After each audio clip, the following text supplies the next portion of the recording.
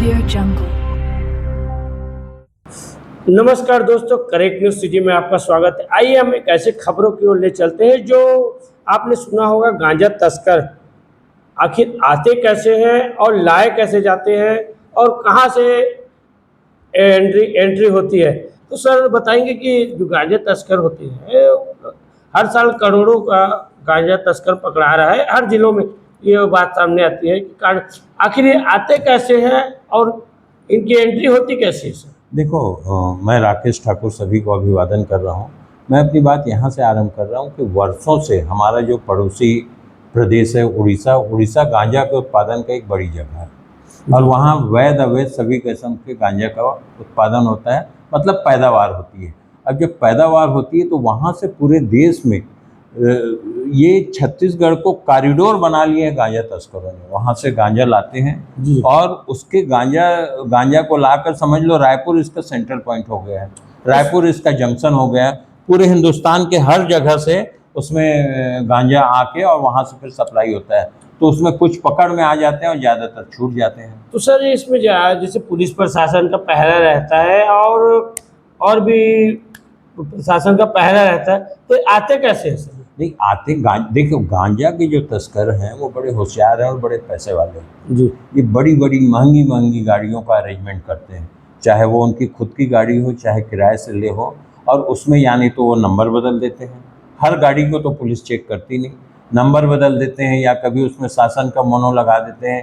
किसी भी शासन का किसी भी बड़े अधिकारी का स्टिकर लगा के वो बेरोक टोक आने लगते हैं। कई गाड़ियों को जहाँ मुखबिर की सूचना मिल जाती है पुलिस विभाग को, उस गाड़ी को रोका जाता है और वो निश्चित तौर पे 100 सूचना में से 80 में तो गांजा पकड़ाता है। 20 लोग बच के निकल जाते हैं, पर वो 20 के अलावा भी बहुत से लोग बच के निकल जाते हैं।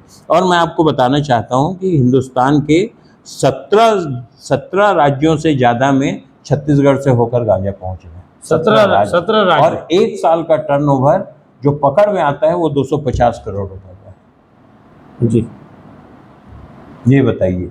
और इसमें जो राज्य होते हैं वो मैं आपको बता रहा हूँ।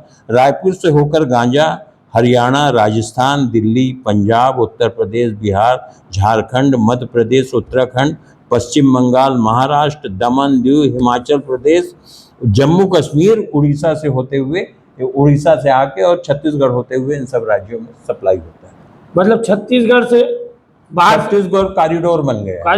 कैसे कॉरिडोर बन गया है? किसी भी राज्य को या राष्ट्रीय अंतर्राष्ट्रीय रोड में सुचारू रूप से यातायात के लिए, आवागमन के लिए उसको कॉरिडोर बनाया जाता है। तो ये कॉरिडोर को इन लोग गांजा तस्करी का कॉरिडोर बना लिए छत्तीसगढ़ को। तो सर प्रशासन को जब मालूम है ये सब, बीच में अखबार में प्रकाशित हुआ है, तो इसके लिए कोई ऐसी ठोस पहल क्यों नहीं की जा रही? ठोस पहल हो रही है। आबकारी विभाग, पुलिस विभाग और ये जो एजेंसियां हैं, इसी कारण तो अभी अमित शाह जी छत्तीसगढ़ आए थे और उन्होंने केंद्रीय स्तर का कार्यालय रायपुर में खोला है इन्हीं गांजा तस्करों और इस किस्म के अवैध व्यापारियों को रोकने के लिए। उस ऑफिस का नाम मुझे अभी स्मरण नहीं आ रहा है, परंतु ये केंद्र शासन का एक ऐसा अमला है जो इस किस्म के काम में पारंगत है।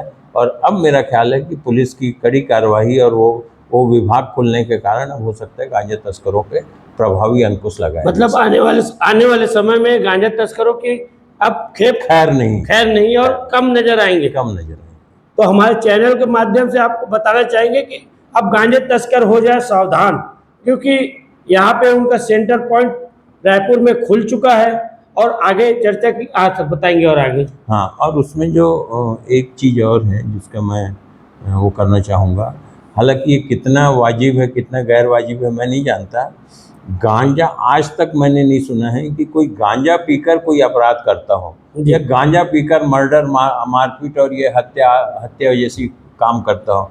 शराब के नशे में जरूर ये इस किस्म के अपराध होते हैं। तो गांजा का जो नशा है उसको नहीं मालूम सरकार ने क्यों अवैध कर दिया है। यदि आप शराब बेचने की अनुमति दे रहे हो, शराब पीने की अनुमति दे रहे हो, तो गांजा में पहले मुझे याद है जब मैं स्कूल में पढ़ा करता तो गांजा भांग की दुकान का बकायदा विधिवत लाइसेंसी दुकान हुआ करता था। तो मुझको कई बार लगता है कि गांजा शराब लाभी गांजा